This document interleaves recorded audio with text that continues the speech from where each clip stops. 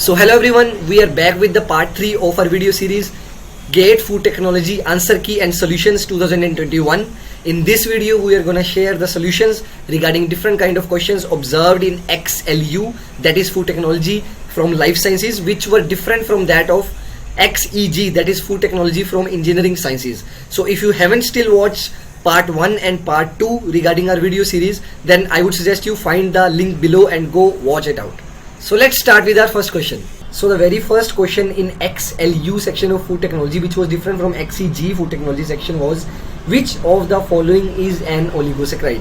So the first thing which comes in mind is what is oligosaccharide? As you know that oligosaccharides are a kind of sugars which contains the monomer units of sugars ranging more than 2 up to 11 or 12. So as you know that we are familiar with some terms like disaccharides, examples like sucrose, lactose.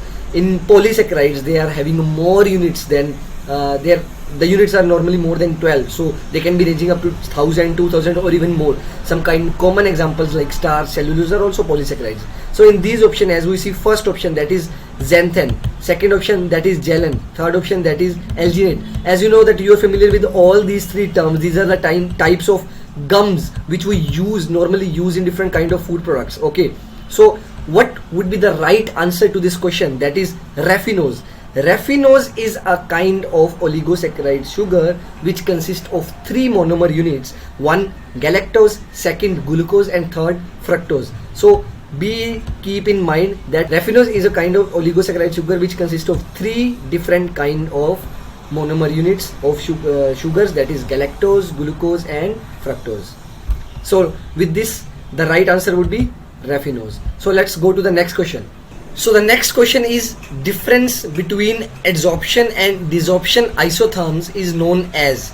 The answer regarding this question can be given easily if you remember the absorption isotherm which we used to study. Okay, so have a look at the absorption isotherm. As you can see, the absorption isotherm on the y-axis gives us the moisture content, and on the x-axis it gives us the water activity. Okay, so from this figure, it is very clear that desorption generally gives the higher equilibrium moisture content than that of the adsorption.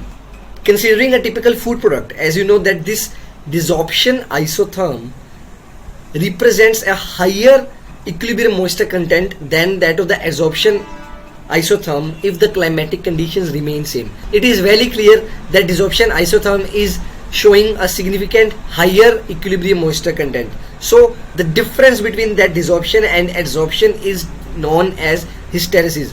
So what will be the right answer to this question? Option 2, that is hysteresis. So let's move on to the next question. So the next question is also MCQ kind of question, and it asks us the highest mole percentage of amino acid mixtures present in glutenin of wheat gluten are.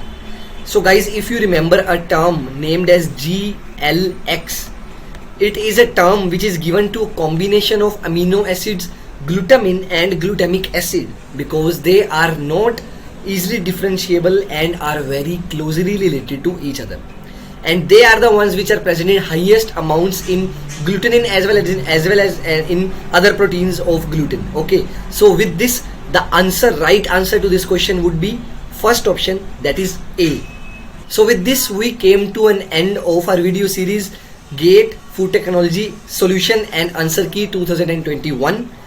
This table represents the kind of questions which we observed this year, and there were a range of different kind of questions in XE and XL. This time we observed a new category of questions, that is MSQ, and in a huge amount.